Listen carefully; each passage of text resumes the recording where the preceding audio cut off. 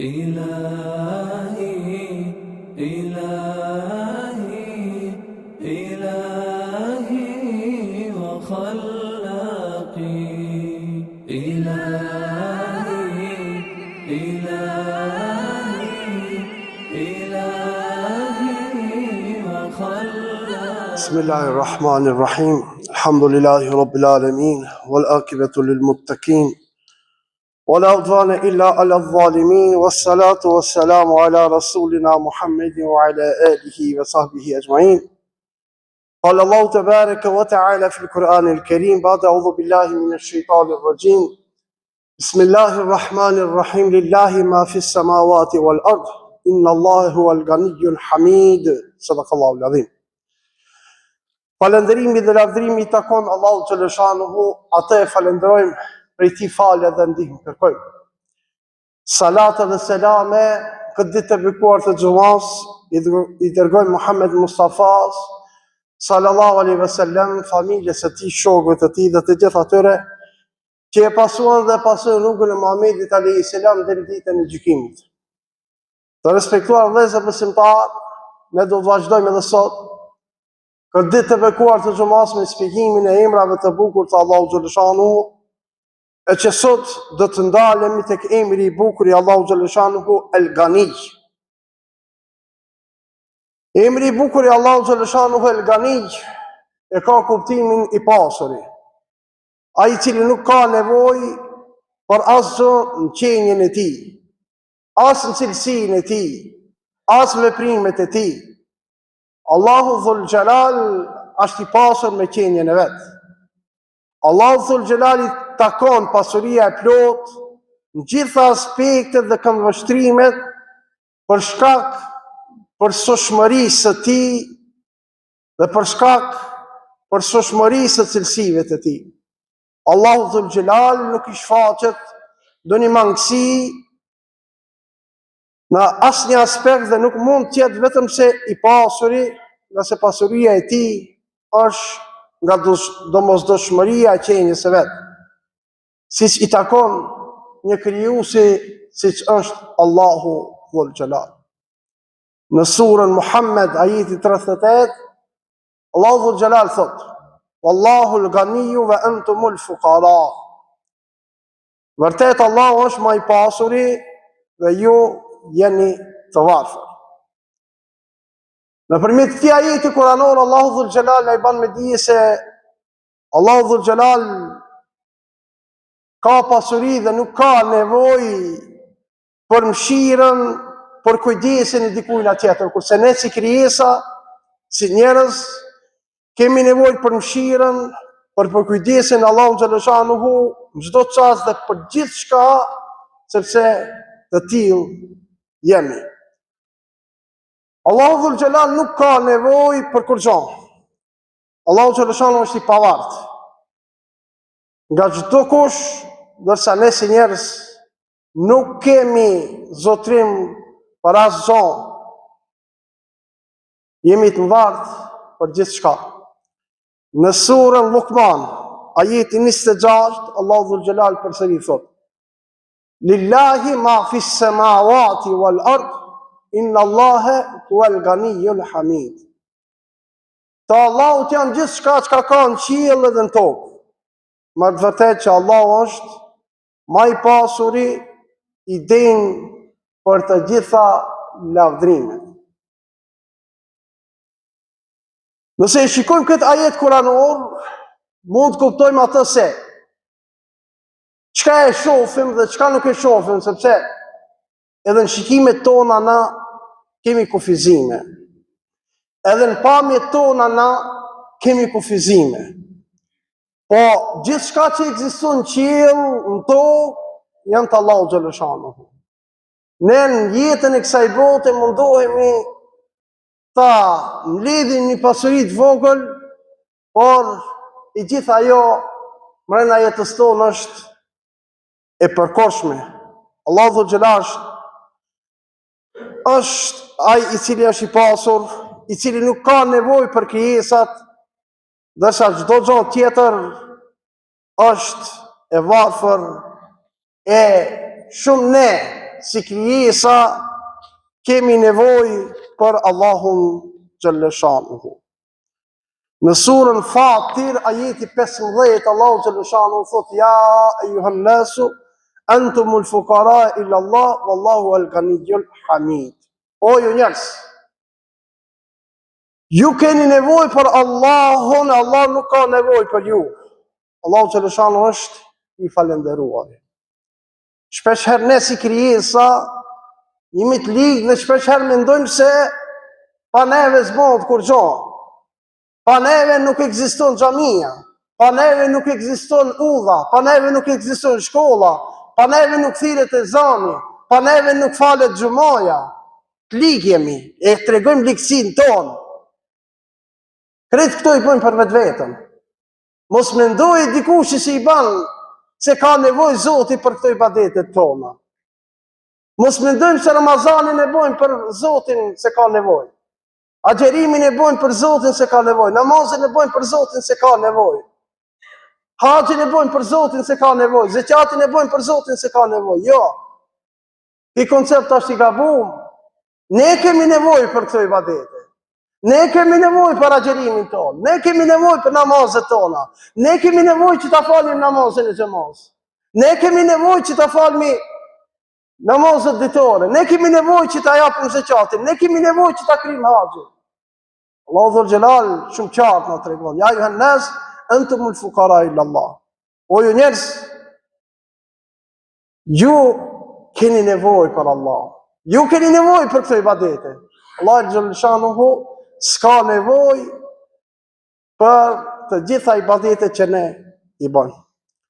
Nëpërmjet këtij ajeti Allahu xhallashanuhu na drejtohet neve si njerëz, se ne jemi shumë nevojtar për Allahun xhallashanuhu.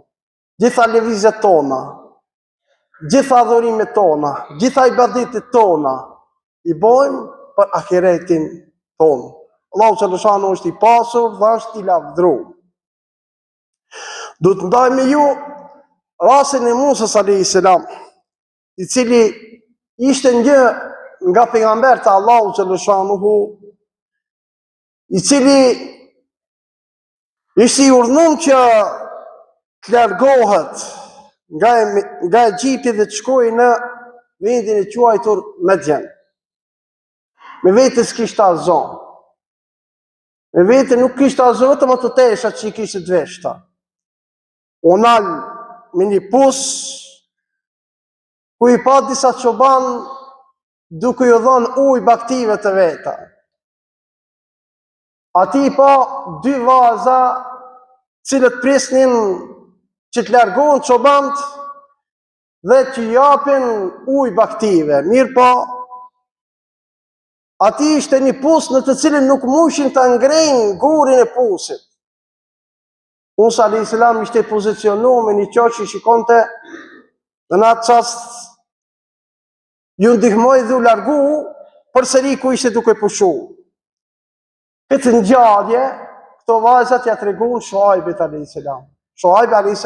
ishte edhe ki pejgamber i Allahut të xhallashanuhu, dhe në qastin që ja treguan vajzat këtë ngjarje babas së tyre, atëherë e thirrën Musain a.s. që shkojnë konak të ta. Dhe për këti momenti, Allahu dhul Jalal kishte përgatitur për Musën a.s. një udhtim të ri, një rrugtim të ri. Çka? Allahu dhul Jalal kishte përgatitur për Musën a.s. i cili kur bani largim nga Egjipti në Medjen, s'kishte kur gjë. Këtë rast, Shuaibi a.s. i martoi njërin prej vajzave me Musën a.s. dhe për këtij rrugtimi të ri, Musa a.s. fitoi edhe ushqim, edhe veshje, edhe u martu, e filloi një jetë të re. Do thotë se Allahu xhallashanuhu është i pasur, është El Ghani. Përmet këtij tregimi, kësaj ngjarje, mund të kuptojmë se sa herë që na hup rruga neve, sa herë që shkojmë me një rrugë dhe e hupim vetveten tonë, hupim pasurinë tonë, hupim shëndetin tonë, e humbim jetën e kësaj bote, shpresat besimtari zguxon t'i hupe, sepse nuk dihet, ndoshta ka ndonjë hajër në atë humbje të cilën e humb jetën tonë, qoftë si biznesmen, qoftë si njeri i cili punon ditë e natë, Allahu Dhul Xhelal ndoshta ka përgatitur diçka më të madhe, më të mirë për ti, të cilën ti dhe unë nuk e di. Gjithashtu transmetohet se prej shokëve, sahabëve të pejgamberit sallallahu alaihi wasallam ishte Ebu Bekri radiallahu anhu, i cili garonte me veprat mira nëpërmjet sadakas. Shpesh herë mundoheshin edhe sahabët, shokë tjerë t'ja të i kalojnë. Mirë po Ebu Bekri ishte njëshi për veprat mira, për sadakadhanje. Njëherë Ebu Bekri radiallahu anhu e dha krejt pasurin që i kishte për hir të Allahu xhaleshanuhu, në rrugën e Allahu xhaleshanuhu. Dhe kur pejgamberi sallallahu alaihi wasallam i tha: "O Ebu Bekr, çka ki lanë të shtëpia?" Krejt e kish dhënë për hir të Allahut, për rrugë të Allahut, fi sabilillah. Tha: "Ja kam lënë Allahun xhaleshanuhu dhe pejgamberin alaihi salam." Këtë me bindje ka bo vëllezër, këtë me shpirt e ka bo. Dhe njeri i cili e don Allahin, njeri i cili e don pejgamberin, sakrifikon. Nuk ka dashuria e Allahit dhe e pejgamberit me fjalë.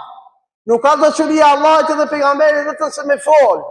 Nuk ka dashuria e Allahit dhe pejgamberit vetëm se me thonë e du shumë Allahin, e du shumë pejgamberin, por me vepra konkrete, sikur se Ebu Bekri radiallahu anhu.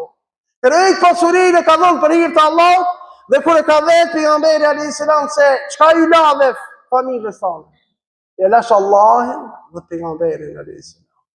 Shpesh ne këtu mendojmë kur i qilmi këto histori, mendojmë se nëse hapim një dinar në hupët pasuria. Jo, vëllezër, shtohet pasuria.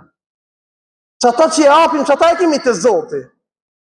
Këtë që i kemi në këtë dunjave që e majmë, që e shtrëngojmë vetë vetën tonë, që bëmi dur shtrëngut, kjo nuk ka jona.